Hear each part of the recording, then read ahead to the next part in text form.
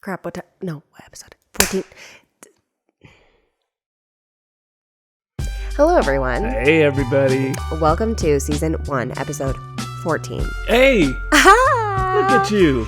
Of the Open Door Podcast. I'm Chelsea. I'm Bedford. We're stoked that you're here. We're 14 episodes in. That's 14 weeks. And I just want really quickly to shout out to Bedford because he has made it happen. Even when it's like, we don't have time this week, I guess we're just not doing it. Like, or how are we supposed to make the time to edit? He has made it happen. He stayed up till 2 a.m. He's done all the things because we made a commitment to post a week or post one every week. Yep. And he's made it happen. So And congratulations. If we're going to call a spade, right? This has been an experiment. Yeah, 100%. And it's been successful-ish-esque. And also we've hoped for better growth. And at the same time.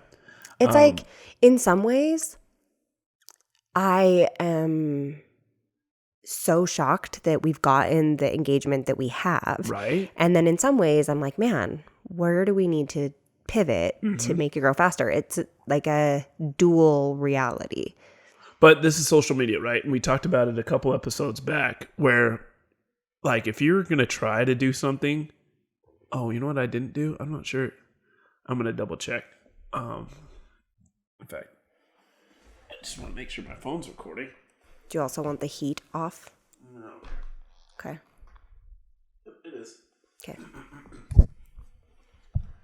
That's something you want to catch early if it is. But, Oh, yeah.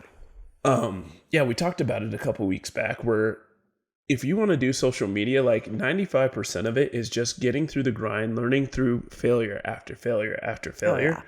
And we know that, like, with the podcast, we're starting from scratch. And there's been heaps of failures. There's been plenty of times where I've jacked some stuff up or could have done it more efficient. But if people want to listen to more, because we know there's a few of y'all out there. We know and we love y'all. And if more people come, great. And if not, we'll probably keep doing it because it's something fun that we like to do. And so. Yeah. No, absolutely. To Huge. infinity and beyond. That's what we say. That is. Infinity is a long time. So what maybe we not say. to infinity, No. but too closer than infinity than we are and beyond. Currently. Yeah. All right. Let's do it. Random things I found in the news, the unnecessarily long name segment. Yes. First done. thing, Okay.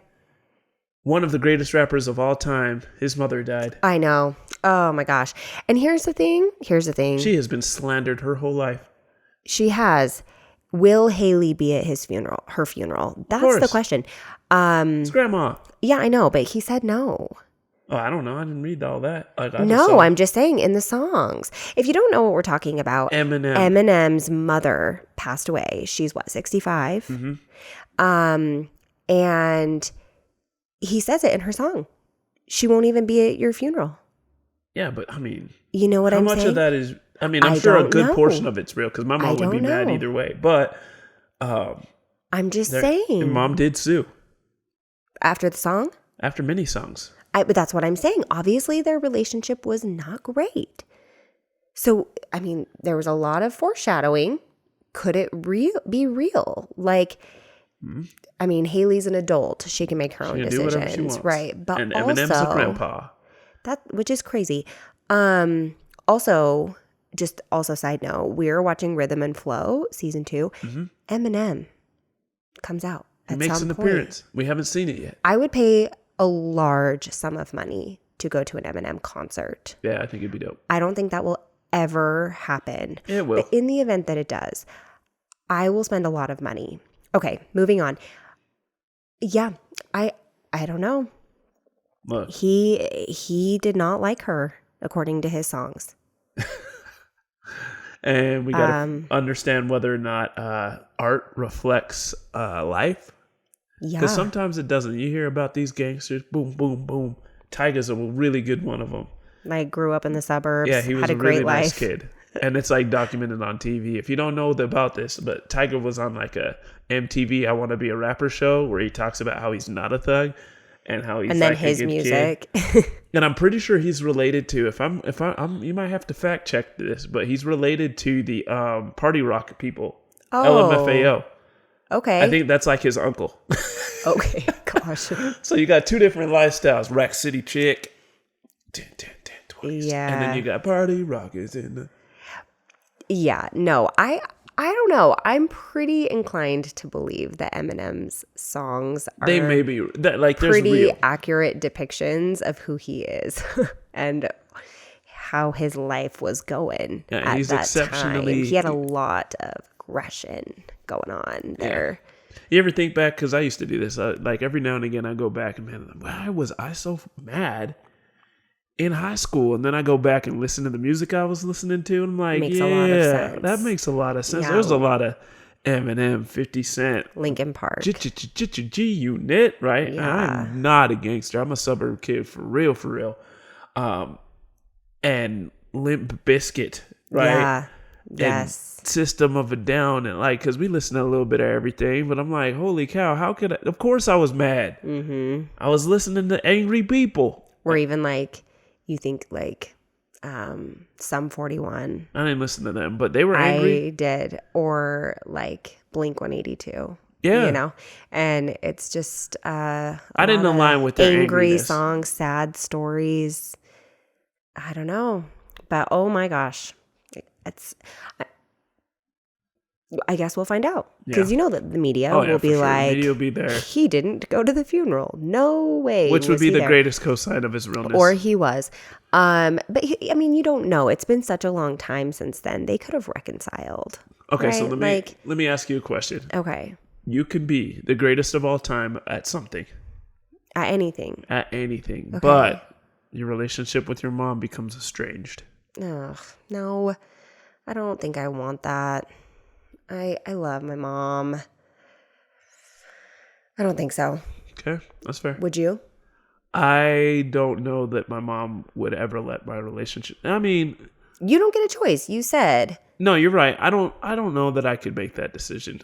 Even though like sometimes my mom gets mad at me like for stupid stuff all the time. So I think actually maybe I could, because like every now and again I get written off for like 3 months for something stupid. So I wondered like okay, so let me put y'all up on something. Haitians, specifically my mom, she was not a fan of dreads. Okay, you see these luscious locks I be rocking? My mom wants them gone immediately. And Why? because it reminded her of Bob Marley, and she did not like That Bob. type of behavior. All right, that Rasta weed smoking. All right, fella. And even though like she was like, I hate Bob Marley. You trying to look like Bob Marley? And I'm like, no, no. And then all of a sudden we'd play some Bob Marley, and like She's like She dancing. absolutely loves Bob Marley. She just doesn't know that Bob Marley is who she loves.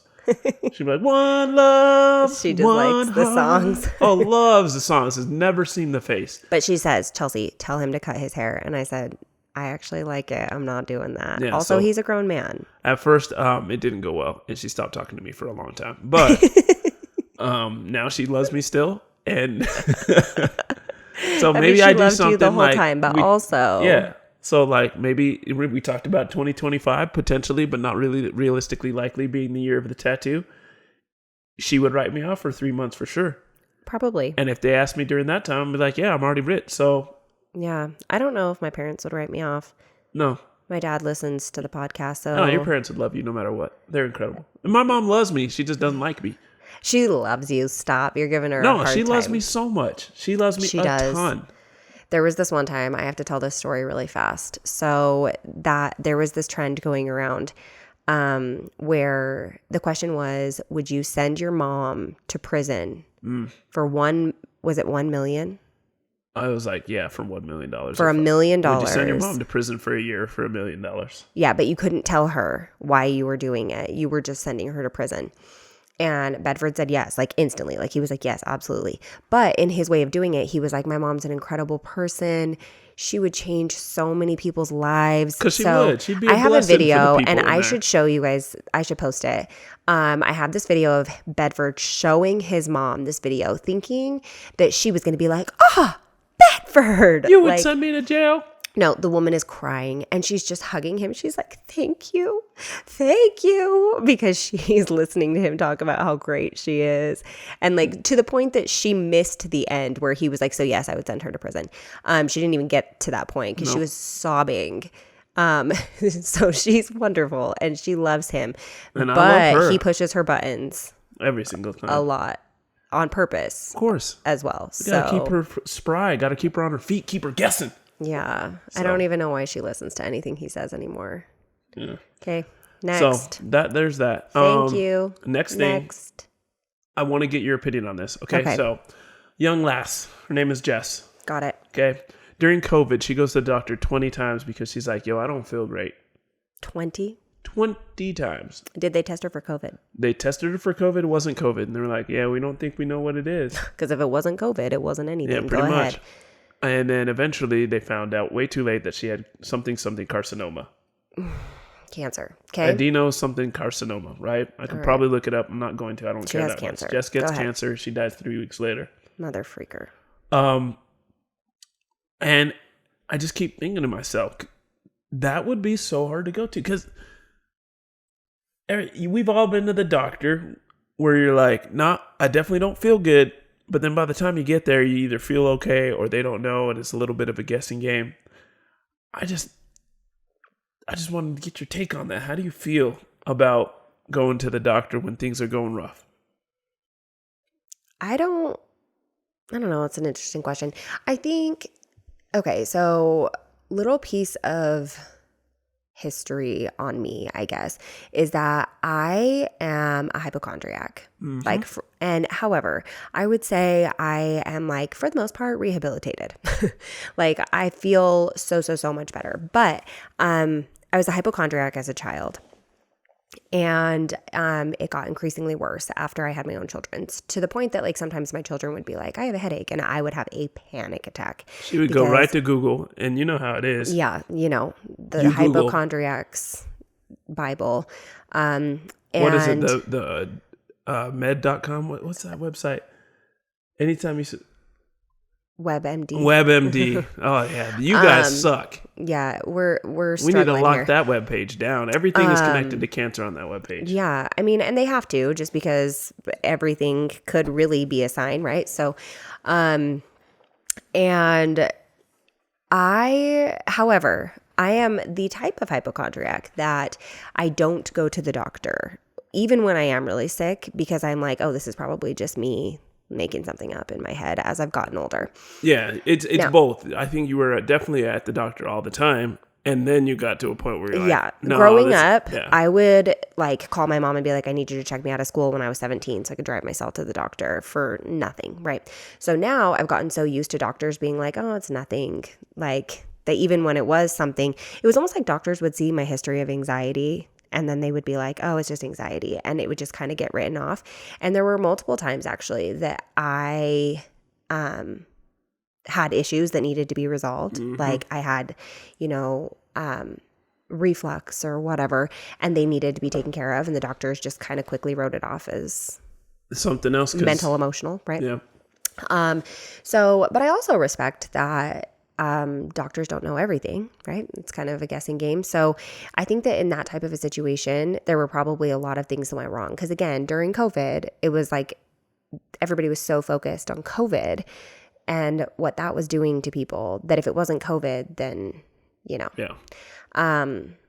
And so I don't know how I feel about it. It's hard to say without knowing all of the background information for that situation, but it's hard to believe that somebody could go to the doctor 20 times and nobody at any point would be like, all right, let's just do some stuff. Yeah. Like, let's do some tests, like that should have been like the second time. It's tough because growing up, I was like, the doctors know everything. They're so smart. They go to class. Well, especially your and family they do. They know all a medical. whole lot, right? So my mom's a nurse. I've got a sister who's a doctor who actually does know everything. And then I've got other sisters who are nurse PAs. practitioners, PAs, like really, really lots of healthcare. And then me and my brother and my little sister. Yeah, and that's Sabrina. Right. So, and so you go in thinking like they know everything, but at the same time they're like, do know a lot, but also they know how to figure it out more so. Yeah. And it's a process of figuring it out. A process of elimination. Yeah, it's almost like a car. It's more so what isn't it, right? Like it isn't this, it isn't this, it isn't this. And we know that because we've eliminated those those options. And now it can only be this. Yeah. And so it's a process. Like it's a process. And so I remember because I got COVID well before it was cool. Like it was never cool, just for the record. It was popping. Everybody was getting it. But I got it way before. I had like COVID 1.0. You know what I'm saying? Yeah. I had the beta. And so I remember going to, because I'm the kind of guy, when I get sick, especially I was working at Qualtrics, all right, selling software. We were selling survey software. It was not great, but selling software. And I remember I'm sick as a dog. And this is what, like, we heard about COVID, but we didn't really know about this is before a lot of things got shut down. And I'm like, I don't feel good. And finally the weekend comes around. Because Bedford doesn't get a man cold. I just want to be so clear about that. I see people joke about it, and I don't know what that means, because when Bedford gets sick, I'm like, you need to chill out. Like, stop doing stuff. Go lay down. Sleep. Drink something. Relax. He doesn't know how. He just keeps working, keeps doing stuff, keeps cleaning, keeps whatever. He has no idea how to calm down. So much so that, like... He makes it worse. Yeah, I make it worse. And I tend to only really get laid out on the weekends. And she used to give me crap about that. It's like, you only ever get sick on the weekends. How convenient. It's like, yeah, it's because that's when I finally don't have stuff that I have to be to. And then I crash and burn. But, so I remember I went in, I got COVID. They didn't call it COVID. It was some sort of unknown respiratory virus that they didn't know how to take care of. But they said, hey, take these, you'll be all right. And so, I remember suffering. I was like, I cannot breathe. Very sick. I was super sick because it takes me a minute to go to the doctors by myself because Chelsea didn't even set up this appointment. Normally my wife sets up my appointments. She probably knew, that was probably a telltale sign that he was like, oh, he's not okay because it's on Halloween. I'm like, I'm going. She's like, you're going right now? I was like, yep. And then I drove my car. I'm half blacked out. I get in there. I'm like, guys, I can't breathe. Something's going on. And then they say, hey, you have this. Give me some medicine. And then actually they forgot about me because it was Halloween and their Halloween party. And then I went home. But it's just weird because, I can't blame them because they didn't even know what COVID was. It was just something in the news that happened a ways from here. Yeah. And then months later, it was like, oh, psych, it's here. And right. I never got it again, which was how I kind of knew. It was like everybody else is catching it, and I'm like, I'm somehow immune. I never test positive. It's because I already had it. Right. But I don't know. It's tough being a doctor. You don't always get it right, and if you get it wrong, a lot of people are like, I'm going to sue. The insurance is ridiculous, and you got to go to school. Respect all y'all doctors, and then everybody else you got to know yourself. Right, and I think that that's the biggest thing too, is continuously advocating for your own health care. Yep. If you know something's wrong with you or with your child or whatever that double, is, triple, quadruple go in down. and you say, no, something's wrong. We kind of had that experience when we were in the NICU. We've had 2 kids in the NICU. Yep. And in the first one with Riker, I was kind of just like, okay, you are the professional. This is your field of expertise. I'm just going to listen to you. Even though there were times where I was like, that doesn't seem right, or I don't feel comfortable with that, or that's not what the nurse earlier said, and I would get kind of confused, and I was getting so overwhelmed and so confused. And finally I was like, no, this is my child. I can say no. I can put my foot down. I can stand up for, obviously healthcare wise, there are certain things that need to be done. But there would be times that the morning nurse would say, oh, this is what we did. And then the night nurse would be like, oh, they didn't do that. And I'm like, yeah, they did. And they'd say, no, it's not on the chart. And I'm like, no, they did do it. I was there. And so, advocating and going in and being like, no, I know something's wrong. I know it. Getting a second opinion, going to a new doctor, that's so valuable to be able to continue to advocate. And then specifically just taking your own notes, because look, nurses, doctors, they're all human. And they're seeing a million different people. They're seeing a ton of people. They're writing a bunch of stuff. They don't always get it right. But you have one person that you're taking care of, and it's hopefully yourself and or maybe your kids if you have those. Take your notes and keep those, because sometimes it'll get jumbled up. Sometimes someone will forget something when they write it down 10 minutes later, because they're doing a lot. And we found a lot of times our notes didn't align, and after a while we became the people that, no, I'm the truth. Your notes aren't right. I'm the truth. I'm the one. Especially with who was it? Sloan, who was our baby. She was in the NICU for a while. They knew that we weren't playing around. It was like, no. This is what happened. We were there. We took notes as well. I took videos. I would record things happening. Like when they would change her oxygen, I would record it. This is the oxygen because I was level. like, I have a picture of it. And so, I mean, again, they are the professional. However, they're doing their best. Right. But yes, most of the time. However, it's super valuable for you to advocate and take accountability for your own health. Yeah. So. And that's it. That's all for random things I found in the news. One quick accountability update. You better make it quick. I'm still off cheese because I'm boss like that. Yes, you are. Like, no pizza. I'll never eat that again. Honestly, I don't think so. And stop. I didn't do anything. It's on camera. This woman. Anyway. She says that it's not going to happen. Guess who hasn't been stuck in the bathroom with violent diarrhea? Me. Wow. It's been great. Okay, that's a great update. All you other lactose people, change your life. It's okay. All right, here we go. Okay. So for today's topic, I was on Instagram a couple days ago, and I was reminded of a post that I did a year ago. Okay. That pissed everybody off. And we are going to take that post and we are going to turn it into a podcast episode. Okay. Today we are Let me guess. Okay. 5 things that I don't say to my son when he goes to his dad's house. No. Dang it. No. Today it is 6 things that shouldn't be controversial, but apparently are, that we do to have a happy, healthy marriage and keep our marriage secure and safe. Okay, first off, I don't know any of these things. Yes, you do. Well, I mean, I know probably what she but we didn't go through this list together. I have no idea what she's saying. No, we haven't talked about. So all of these topics we don't talk about in advance. He comes up with the random things, and then I come up with the topic for the podcast. So we did not talk about this in advance. So this is kind of just going to be like, what's the word I'm looking for? Off the cuff dialogue. Okay. So I made this post and I essentially said, like, these are some things that Bedford and I do to keep our marriage, secure and safe and comfortable and happy and healthy. And people were furious about pretty much all of these things.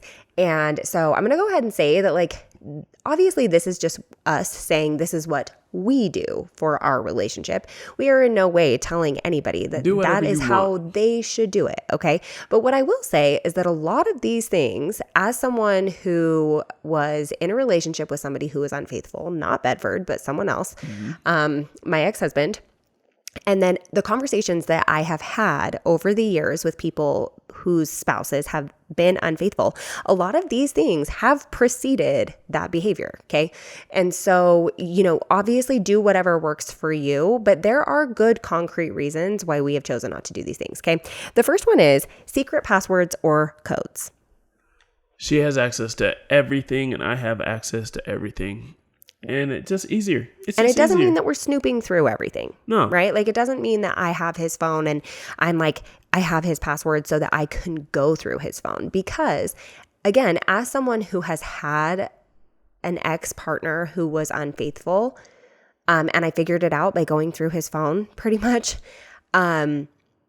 I told myself, like, I promised myself that when I went into a new relationship that I would never give in to that urge to be like, I need to search through his phone, because that was a me problem, right? And I needed to, like, work through those feelings. However, but that being said, I have nothing to hide, right? Yeah. Like, and so we have each other's passwords, we have each other's passcodes. Like, I probably actually should make them the same and make our lives a little bit easier. But yeah, there's been plenty of times where I've locked her phone just because I put in my password and I'm like, F. Yeah, that's true. Now I have to wait 2 minutes. Yeah, it's true. But yeah, that's not a secret. And I genuinely don't know that there is ever a reason that it should be. I just feel like if you're married and you guys are really trying to build something long-term and long-lasting, there shouldn't be any text messages. There's like, I've gotten messages from people that I was like, ooh, I don't love that. And my wife, if she sees it, she's going to be angry. For example, one lady at the gym just randomly was like, I want to spend more time with you on Instagram. And I was like, okay. And she was not pleased with it. But at the end of the day, because she always has access to everything, she knew I didn't do anything. She was just like, who's this weird lady? And sure. And I mean, obviously there's like times where I actually came across that message that somebody had sent him. He hadn't even opened it. I actually opened it. But it's because I was looking for something. Again, we do social media for a living. So I was looking for something in his phone when I came across that message. Like, it was something that I needed for a piece of content. Yeah. And so I was going through his Instagram account on his phone looking for what I needed. And I was like, what is this? And it was like an older lady too. Like, yeah, she could have met my mom. Yeah, she was older. But so, I mean, it wasn't something that was concerning for me. But again, like, knowing, you know what, if this is something he wanted to hide from me, it would either have been deleted or there would be some type of password protection, but clearly he's not worried about it, right? Yeah. So that's something that I think it keeps you accountable, right, as a person, but it also gives some comfort to your partner to know, like, I don't have anything to hide. Yeah, right? And I think I was the first person to be like, yeah, you can add the password to my phone, I don't care.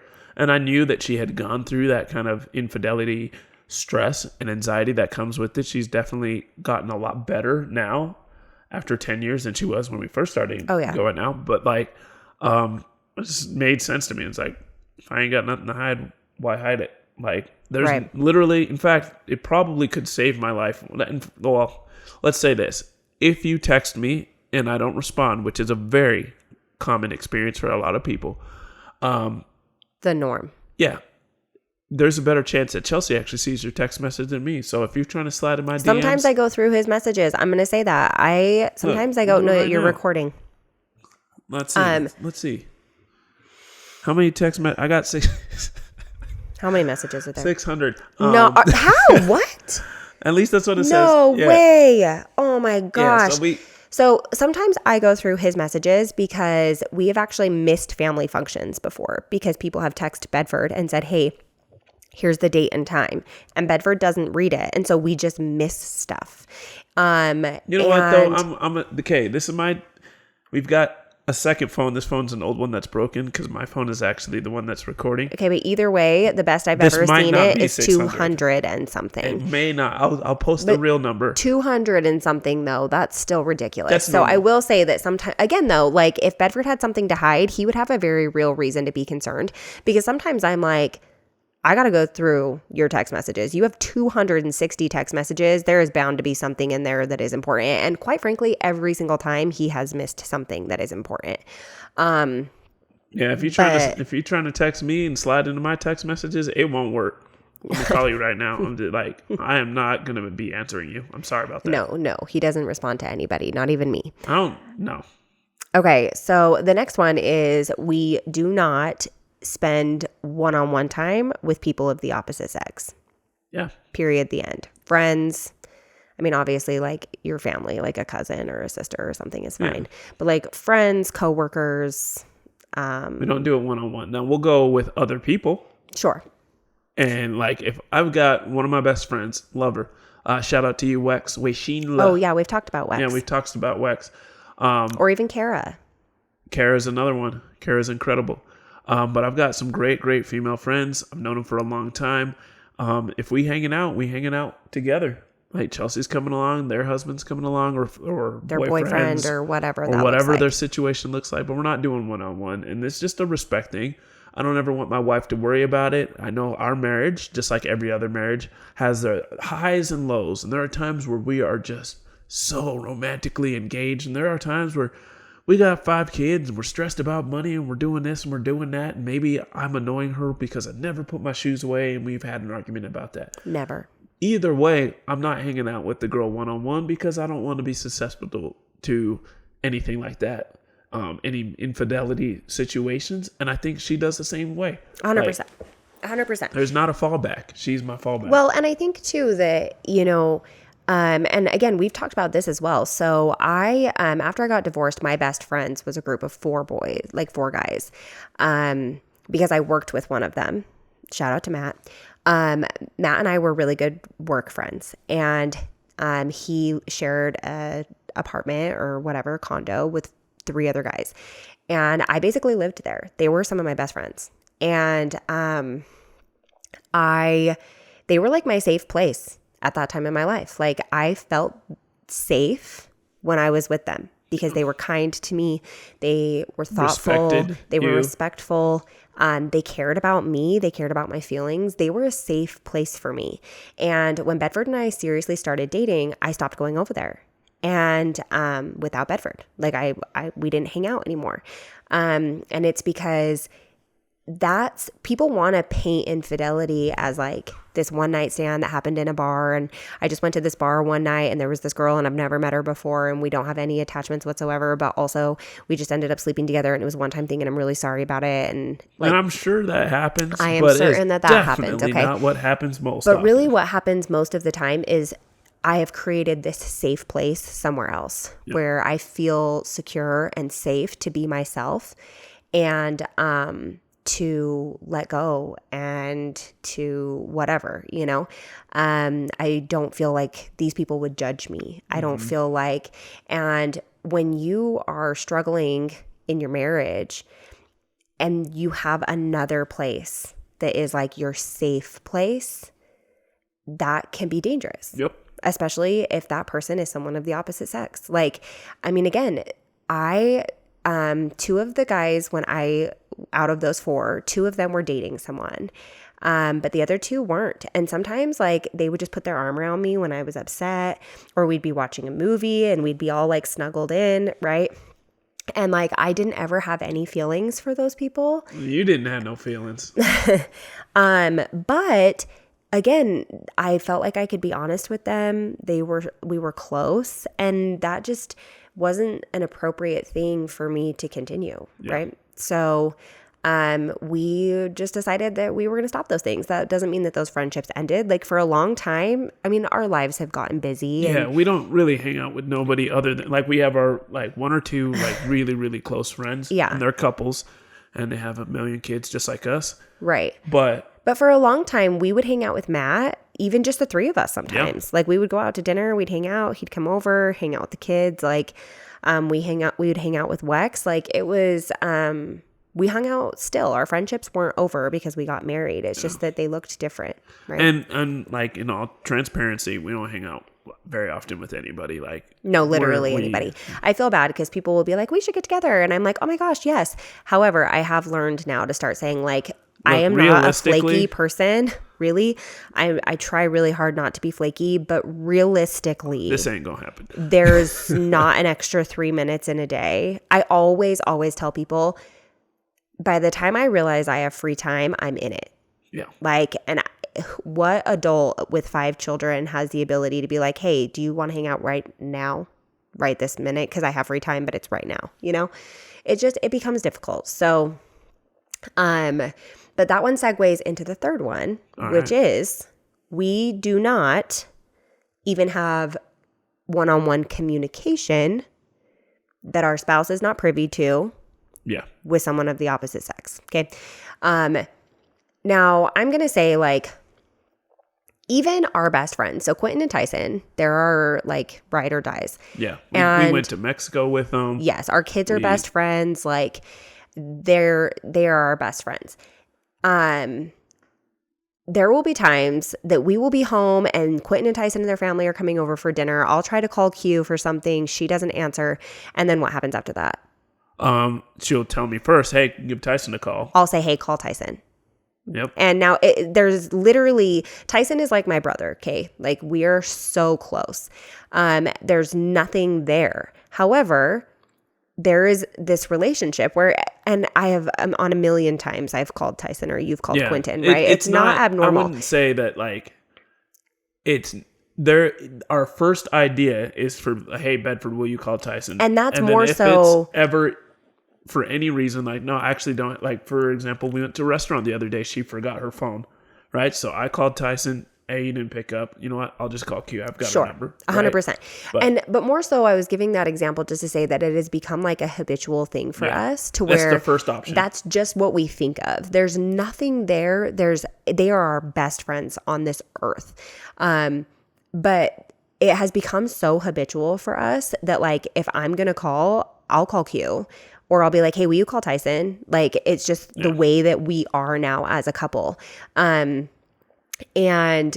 so, but I think that it started just in the sense of like, so backtracking, my previous relationship, there was a lot of communication that came first, right? So in my previous marriage, it was like they were texting all through the night. They were texting all day long. They were having these like random phone calls at 2:00 in the morning or whatever. And when I asked him about it, he was like, well, I was deleting the messages because I just didn't want you to feel uncomfortable with the fact that I was having this conversation with someone else. And I think a lot of people come up with the argument of like, well, so I'm just not allowed to talk to my guy friends or my girlfriends anymore, or like you don't trust your partner if you're not okay with them having these conversations. And what are your thoughts there, I guess? I can understand that idea that you don't trust your partner, but like if you're hiding it, then you shouldn't trust your partner, if that makes sense. Sure. Like you could go through right now and like Quentin is a habitual meme sender. Yeah, I know she's going to listen to this too. She's listening to the podcast. And we love her, but she sends 6 to 7 memes to her. The woman, Chelsea. She sends it to me on Instagram, then she sends it to me on TikTok, then she texts it to me, then she shares it in her own stories. So I have to see it 2,000 times. Sometimes I'll send her a meme. Ever. No, I never respond. And then sometimes I'll send her something like once every 3 months. I'll send her one and she's like, I already sent this to you. And I'm like, oh. And so she'll send me some and I'll send her a couple memes back. But Quentin guess and Bedford what? are the same. They both could sit and watch reels and videos and TikToks and memes all day long and just cry laughing. So I was like, please do that instead. But guess who has privy access all times to any of those and all those? And I know that they're texting each other memes. Like I know that, right? It's not an everyday thing. And I have a relationship with Q. Like she's my best friend. So it's very different from like a coworker that I don't have a relationship. Only you have a relationship with that person. You're the only person that really knows them, right? But again, the sad reality though is that as people, so I did a question box years ago. And I asked people, like, if you know somebody that has been in an affair relationship, what was the relationship with the person that they had an affair with? Like, who was that person to them? And people were like, my best friend, or my sister, or our neighbor. It's always or someone my child's they know. teacher. Or like it was someone in their lives that they had the opportunity to build a relationship with. And so that's really the truth, is that even like these one-on-one text messages with, someone that, and honestly, even if you and Wex were texting, I would be okay with that because I know Wex and right? But also you have access to everything. And again, I have access to everything. So it's the coupled, like that coupled together makes it so that it's a little bit different, right? And so and Wex knows, like everybody knows that my wife is going to see these text messages and vice versa. Like, well, and like, so it's one of those things where I just don't think, actually, let's go into the next one really fast and then we can tie it back to this one, because the next one is we don't have Snapchat. Oh yeah. And this is actually the one that I got so much like you got obliterated on that one. Yeah. Which I was like, are you kidding? The whole point of the app is to send stuff that nobody can see later. Yes. I have a very harsh opinion about anything that is created to hide something. So vanish mode on Instagram. Is that still a thing? Mm-hmm. Yeah, you can change your chats on Instagram to vanish mode so that everything that you write disappears after it's been seen. Essentially naughty mode.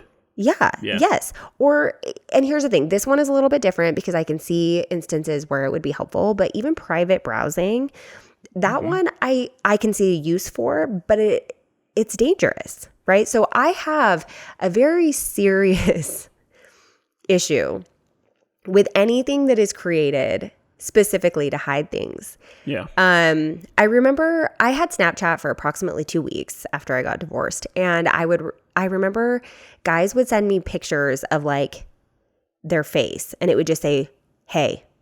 And I was like, what the heck is going on? Why can't you just text me? And there was never anything that happened that I thought to myself, this couldn't just come up in a text message. You could literally just text this to me. There is nothing in this Well, it's app. because you never sent anything that you didn't want to not be in a text message. Right. But that's what I'm saying. If you've seen Wicked, that just reminded me when I said right, if you've seen it, I am on a Wicked kick. But here's the thing. It was never created for anything good. Yeah. Okay. And it has caused, honestly, more harm than anything else. I'm sure. And so... That's why we mess with Marco Polo. Yes. I mean, and okay, can you delete things after you receive them? If you're really trying to be dishonest, Yes. can you just delete things? Sure. But having something that does it for you, It's too convenient. it is. It's too convenient. And so neither of us have Snapchat, and I got obliterated for that. People were so upset about it. And I think that it kind of goes back I'm going to actually have to go back because I had the app and before we got married. I haven't logged in forever. Now I'm like, did I actually close it? Because people are going to go on here and be like, he does have a Snapchat. Oh my gosh. I got a message one time from someone that said like he has a Tinder account, and I was like, okay. Like I don't. I know. Actually, no. I I know that I don't because I deleted it. And I remember deleting it because I pulled the messages from our first conversation. But and then it's after that, I funny got just rid of the it. things that people try so hard. So I messaged them back and I said pictures or it didn't happen, you know, and then obviously nothing. But it is one of those things where I'm like, it doesn't. Anything that's automatically delete, anything that's automatically deceptive for me tells me that I potentially have something to hide. Yeah. And if I went to you and said, hey, I don't feel comfortable with you having Snapchat, and you said, no, I'm keeping it, for me, that would like, indicate red flag. What for? Red flag. Yeah. Like, what are you communicating to people on Snapchat that you cannot communicate on a traceable, text message, Marco trackable, Polo, Instagram messages, yes. Facebook Messenger, all the other things. Right. Exactly.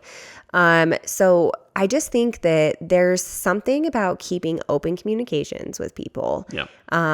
Text message, DMs, like keeping everything trackable and traceable, readable, like keep it safe. And just making sure that there's like a clarity there for your partner so that they're not like confused about what certain relationships look like, you know? So that one, I was not ready for how many people would be upset about the fact that I said we don't have Snapchat. I thought that would be the least of people's worries. Okay, so these other two are a little bit different, and these are not the ones that caused controversy. So, but I think that they're a little bit more like positive or healthy, sure. I guess, like in the other direction. So the next one is like we prioritize quality time. Sometimes I get messages from people that are like, we haven't been on a date in like 7 years or something like that. Now, I'm not saying that those people have not prioritized quality time because a lot of people don't have the resources. Yeah, well, with the price of babysitters, which I've mentioned this before, okay, but with the price of babysitters, expensive. I'll tell you right now, I appreciate a girl setting her price, okay? I appreciate a woman setting her own value and saying, this is what my time is worth. And if you do not want to pay that, then that's fine. I'll go somewhere else. Yeah. And if they're making the money, then girl, you keep doing it. And then if they're not, then they can say, maybe my price is too high because that's a business. And I am all about that. But what I'm not about is husbands and wives not being able to afford a babysitter and not being able to go out for 7 years because they don't have a family here and babysitters want to charge $16 to $20 an hour. So, you know, say what you want about that. But I grew up making $1 per child per hour. So $20 an hour is a little bit crazy. Now, but people will message me and say like, we haven't been on a date in 7 years, or, you know, like we don't get really the opportunity to have quality time. And that it doesn't have to be a lot either. No. Like sometimes we've been through it. We know, hey, Yes. we got 5 kids. It's hard to get a sitter. But sometimes it's just like, yo, our kids are not going to burn the house down if we go and take a 35-minute walk. Sure. I mean, and granted, our again, oldest we is have an 13, oldest. and he can stay home. And there's been one time where we did it with our next kid, and that didn't work out. But it was a disaster. But we do know, okay, you know what? If I can't take a walk, you know what I'm going to do? I'm going to open up a puzzle after kids go to bed. I was just going to say, that's when we started puzzling. Yep. We had, so again, Quentin and Tyson gave us a puzzle one year. It was a 1,000-piece or 1,500? 1,000. A 1,000-piece puzzle. It was a gift for our family. And I remember opening it because we do a family gift exchange every year. Our family did theirs to us. And I remember opening it and thinking like, weird. Okay. Because we had never done puzzles before, and it was 1,000 freaking pieces, and all of our kids were really little. And it sat for a while. And then we busted it out one day. But then we were in like a tough phase of our lives where Sloan was still really little and we couldn't really go anywhere. And it was cold outside. And so I think it was like March. And we opened it up and we did a puzzle. And that became kind of our thing. Actually, on this video that I got it from, the post that I got it from, we're doing a puzzle. Because that's just what we started doing. It was like our time. We would put the kids to bed, or we would say, okay, we made dinner.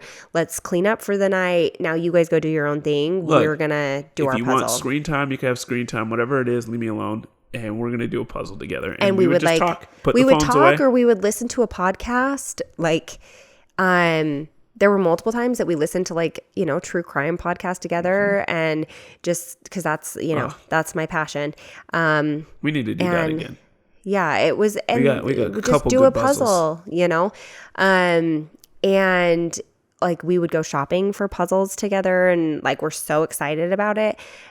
We do puzzle swaps, or my grandma, she has like 2 million puzzles, and we would go over there and borrow some from her, and it just became our thing that we did.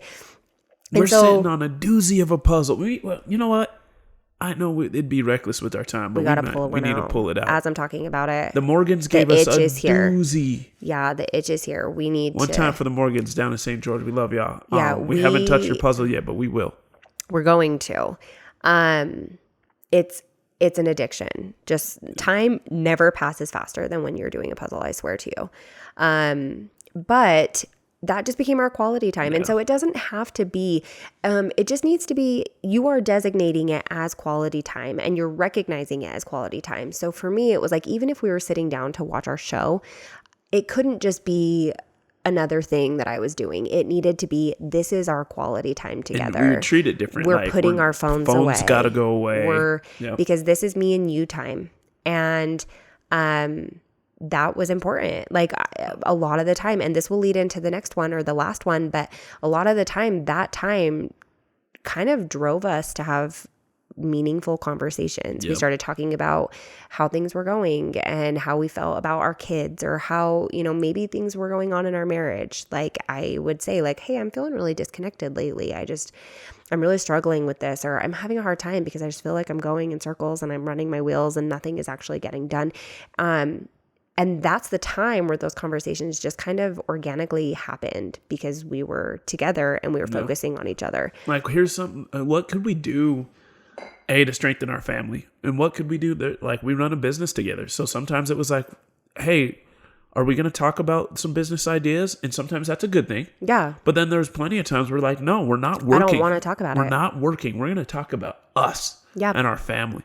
And so, like, those conversations, like, even if it's like stupid stuff, like, I mean, we spent time together opening up Homey or KSL and looking at,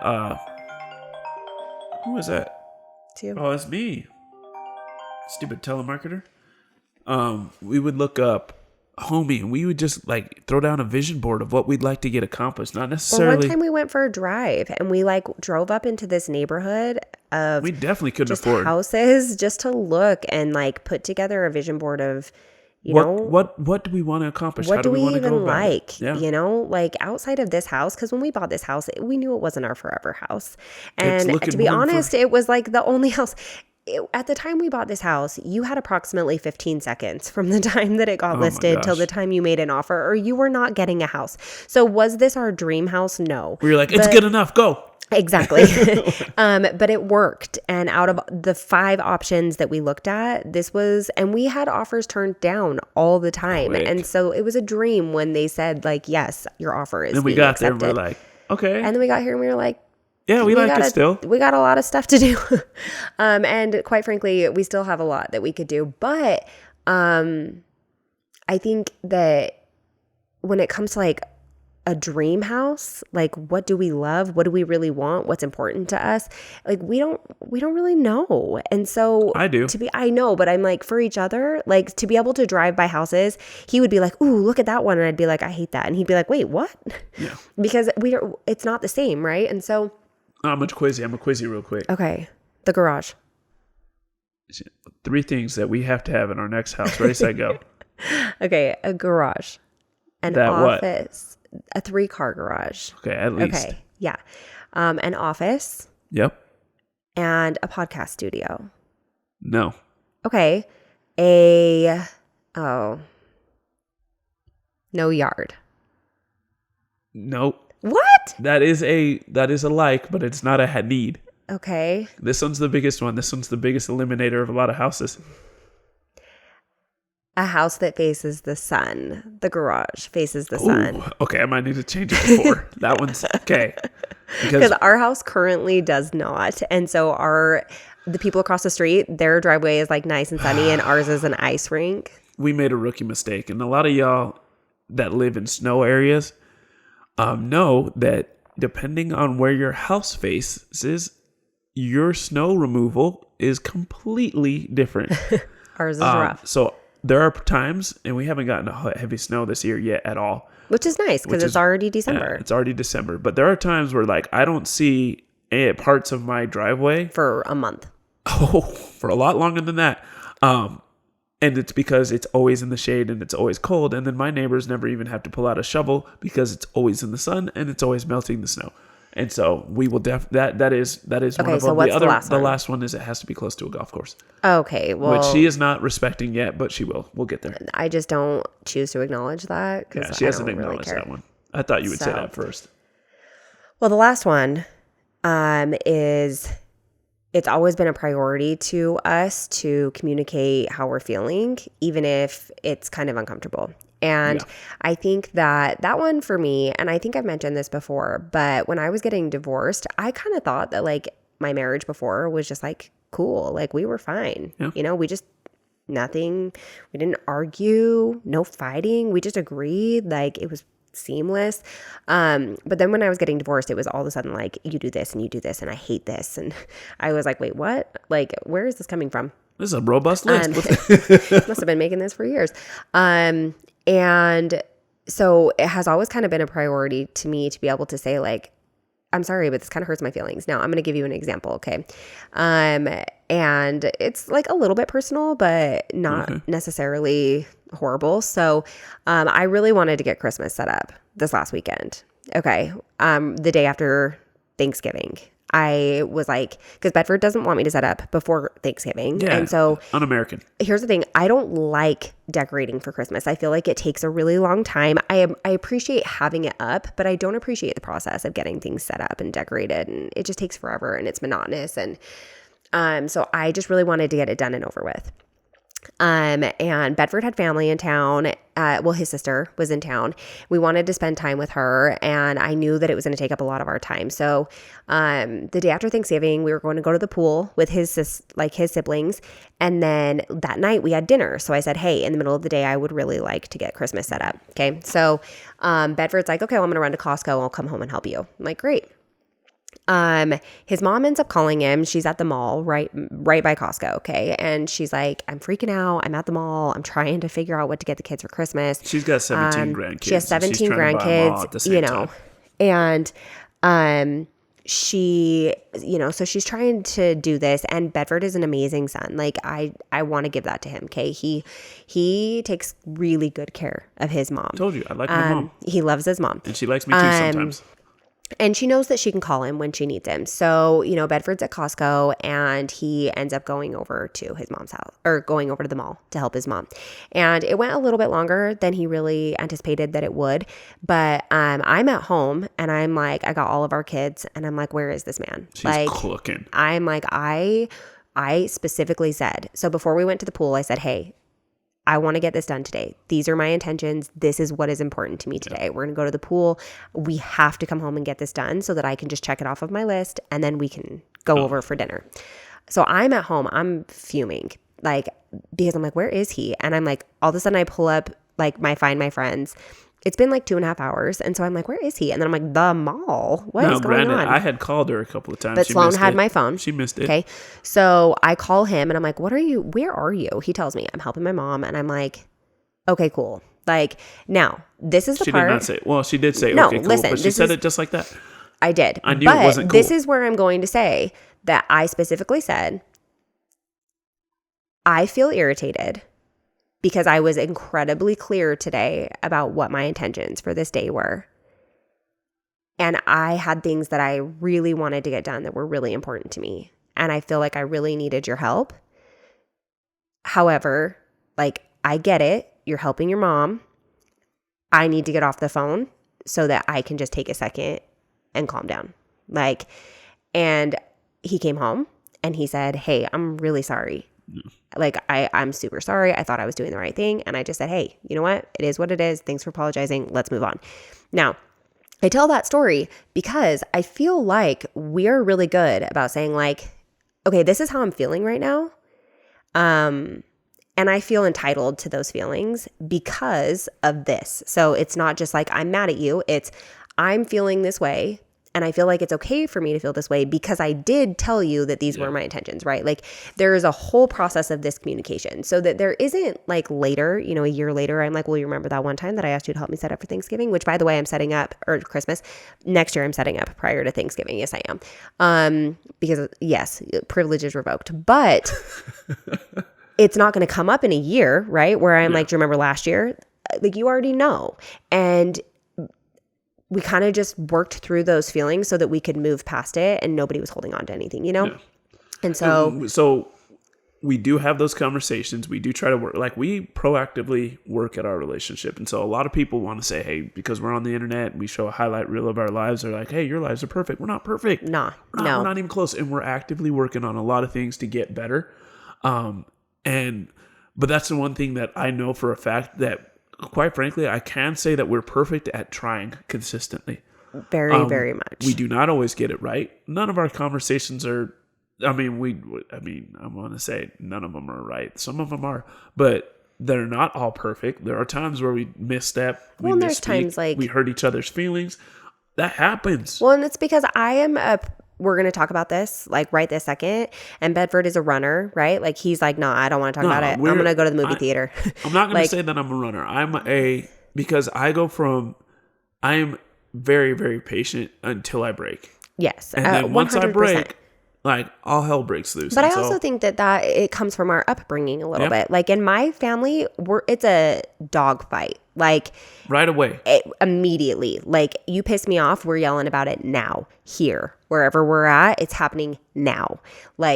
And we will, it's a whole thing. It's a whole thing. And a lot of times it's an argument about something that's not that big a deal. Or it's not the appropriate place or time, right? And so there are good and bad to it because it gets out of the way.